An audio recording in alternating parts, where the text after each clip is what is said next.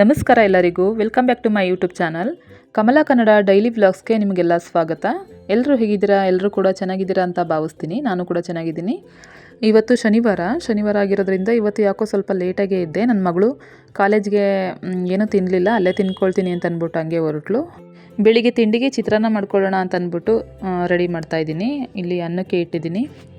ಮತ್ತು ಚಿತ್ರಾನ್ನಕ್ಕೆ ಒಂದು ಬಾಣಲೆ ಇಟ್ಟು ಅದಕ್ಕೆ ಕಡಲೆ ಬೀಜ ಎಲ್ಲ ಫಸ್ಟೇ ನಾನು ಹುರ್ಕೊಂಡ್ಬಿಡ್ತೀನಿ. ಹುರ್ಕೊಂಡ್ಬಿಟ್ಟು ಸಿಪ್ಪೆ ಎಲ್ಲ ಬಿಡಿಸ್ಕೊಂಡ್ಬಿಟ್ರೆ ಚಿತ್ರಾನ್ನಕ್ಕೆ ಹಾಕಿದಾಗ ಸ್ವಲ್ಪ ಗರಂ ಅಂತ ಸಿಗುತ್ತೆ ಬಾಯಿಗೆ. ಅದೊಂಥರ ಚೆನ್ನಾಗಿರುತ್ತೆ ತಿನ್ನೋಕ್ಕೋಸ್ಕರ. ಅದಕ್ಕೋಸ್ಕರ ಈ ರೀತಿ ಮಾಡ್ತಾಯಿದ್ದೀನಿ. ಒಂದು ಬಾಣಲೆಗೆ ಎಣ್ಣೆ ಹಾಕ್ಕೊಂಡು ಅದಕ್ಕೆ ಸಾಸಿವೆ, ಹೆಸರುಬೇಳೆ, ಉದ್ದಿನಬೇಳೆ, ಕಡಲೆಬೇಳೆ ಮತ್ತು ಹುರಿದಿಟ್ಕೊಂಡಿರುವಂತಹ ಕಡಲೆ ಬೀಜನೂ ಕೂಡ ಸೇರಿಸ್ಕೊಳ್ತಾ ಇದ್ದೀನಿ.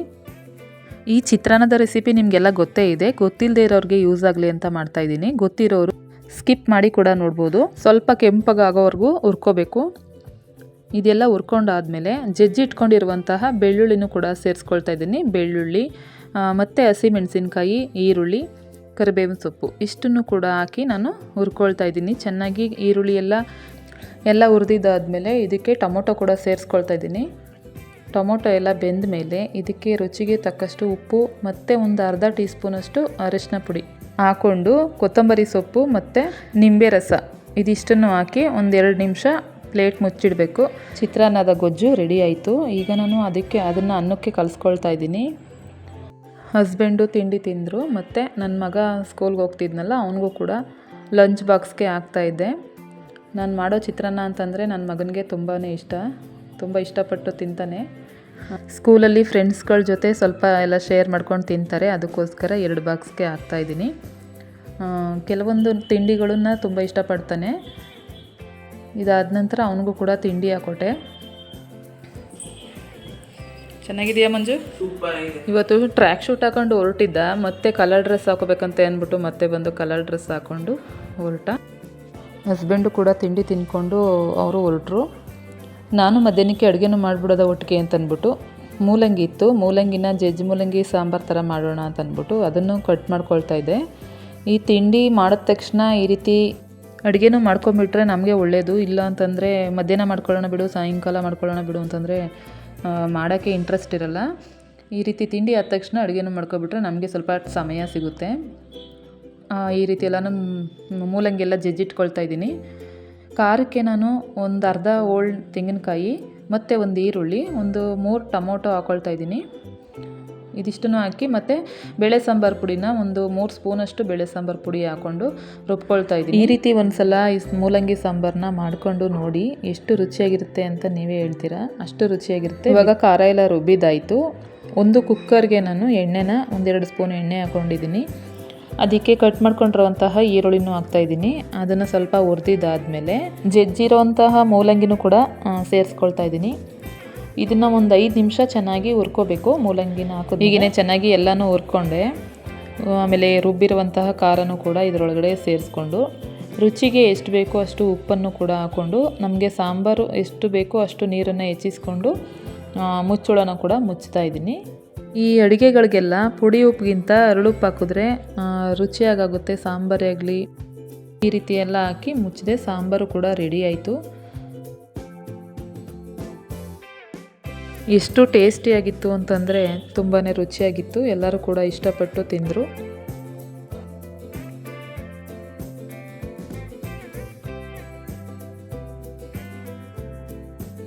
ತಿಂಡಿ ಮಾಡಿ ಅಡುಗೆ ಮಾಡಿದ್ದಾದಮೇಲೆ ನಾನು ಕೂಡ ಮುಖ ತೊಳ್ಕೊಂಡು ಬಂದೆ, ತಿಂಡಿ ತಿನ್ನೋಣ ಅಂತ ಅಂದ್ಕೊಂಡು.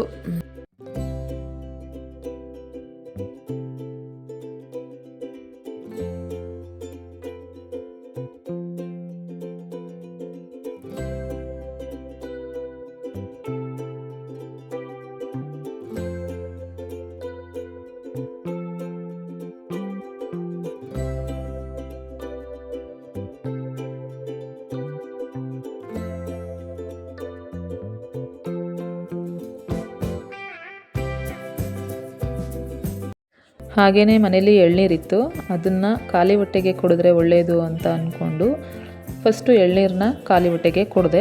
ಆಮೇಲೆ ಒಂದು ಅರ್ಧ ಗಂಟೆ ಬಿಟ್ಟು ತಿಂಡಿನೂ ಕೂಡ ತಿಂದೆ.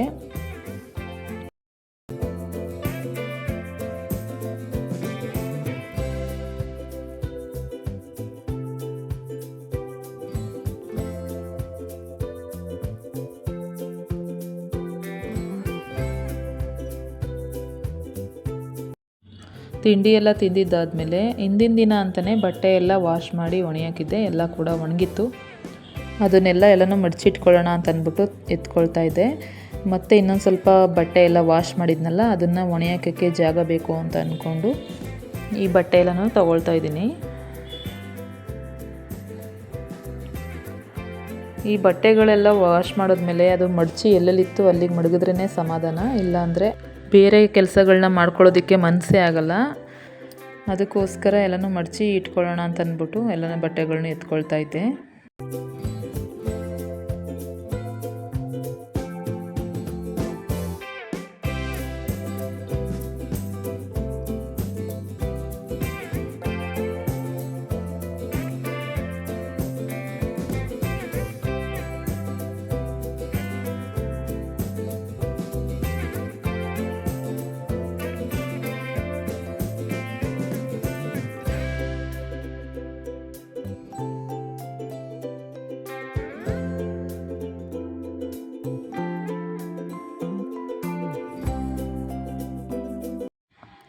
ಇವಾಗ ಬಟ್ಟೆ ಎಲ್ಲ ಮಡಚಿದ್ದಾಯಿತು.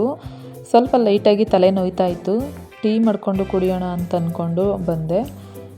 1 ಲೋಟ ಟೀ ಕುಡಿದ್ರೆ ಸರಿ ಹೋಗುತ್ತೆ. ನನಗೆ ಅವಾಗವಾಗ ಸ್ವಲ್ಪ ಲೈಟಾಗಿ ತಲೆನೋವು ಬಂದರೆ ಟೀ ಕುಡಿಬೇಕು. ಫಸ್ಟು ಕುಡಿತಿರಲಿಲ್ಲ, ಇವಾಗ ಸ್ವಲ್ಪ ರೂಢಿಯಾಗಿದ್ದೀನಿ.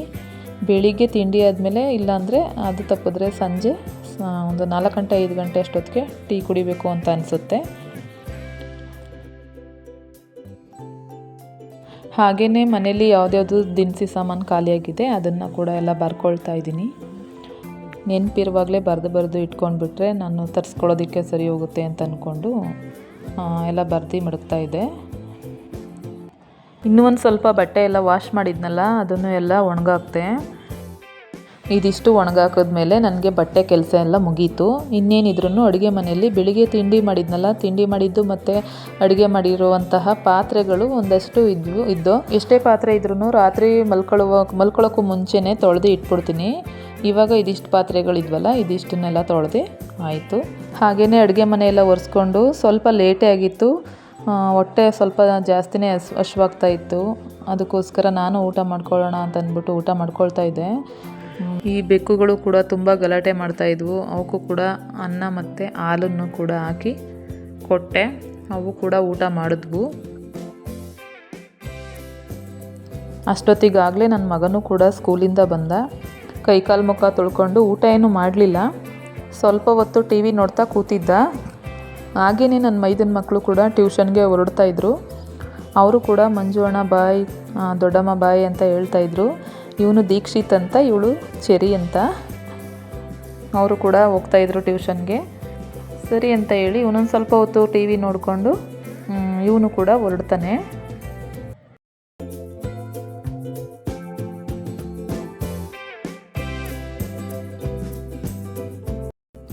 ನನಗೆ ವಾಕಿಂಗ್ ಟೈಮ್ ಆಗಿರೋದ್ರಿಂದ ನಾನು ಮತ್ತು ನನ್ನ ವರ್ಗಿತ್ತಿ ವಾಕಿಂಗ್ಗೆ ಹೊರಡ್ತಾ ಇದ್ವಿ.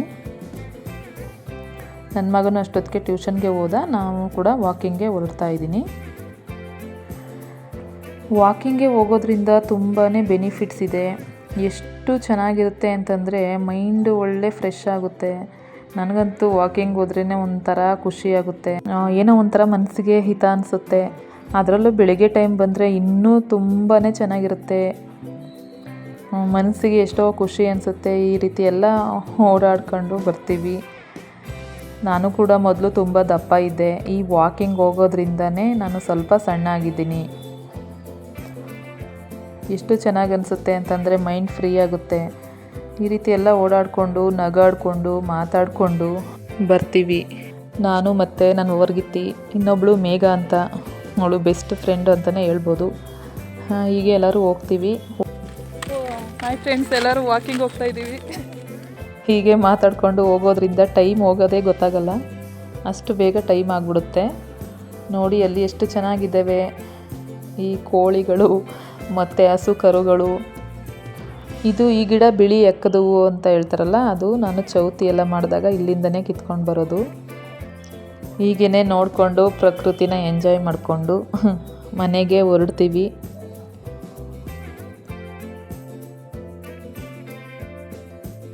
ಇಲ್ಲಿ ಎಲ್ಲರೂ ಕೂಡ ಚಿಕ್ಕ ಚಿಕ್ಕ ಮಕ್ಕಳೆಲ್ಲ ಕ್ರಿಕೆಟ್ ಎಲ್ಲ ಆಡೋದಕ್ಕೆ ಬರ್ತಾರೆ. ನನ್ನ ವಿಡಿಯೋ ನಿಮಗೆ ಇಷ್ಟ ಆಗಿದ್ದರೆ ಪ್ಲೀಸ್ ಸಪೋರ್ಟ್ ಮಾಡಿ, ಹಾಗೆಯೇ ಒಂದು ಲೈಕ್ ಕೂಡ ಮಾಡಿ. ನನಗೂ ಕೂಡ ಖುಷಿ ಅನಿಸುತ್ತೆ, ನನ್ನ ವಿಡಿಯೋ ಇಷ್ಟ ಆಗ್ತಿದೆ ಜನಗಳಿಗೂ ಅಂತ ಅನಿಸುತ್ತೆ. ಇಲ್ಲ ಅಂದರೆ ನನಗೆ ಅಷ್ಟು ಗೊತ್ತಾಗಲ್ಲ. ನೋಡಿ ಎಷ್ಟು ಚೆನ್ನಾಗಿದೆ ಸೂರ್ಯ ಮುಳುಗ್ತಾ ಇರೋದು, ನೋಡೋಕ್ಕೆ ಒಂಥರ ಚೆಂದ ಅಲ್ವಾ. ಇದೇ ರೀತಿ ಹೆಚ್ಚಿನ ವಿಡಿಯೋಗಳು ಬೇಕು ಅಂದರೆ ಪ್ಲೀಸ್ ನನಗೆ ಸಪೋರ್ಟ್ ಮಾಡಿ, ಫ್ರೆಂಡ್ಸ್ ಆ್ಯಂಡ್ ಫ್ಯಾಮಿಲಿಗೆ ಶೇರ್ ಮಾಡಿ. ಫ್ರೆಂಡ್ಸ್, ಸಿಗ್ತೀನಿ ನೆಕ್ಸ್ಟ್ ಬ್ಲಾಗಲ್ಲಿ. ಬಾಯ್.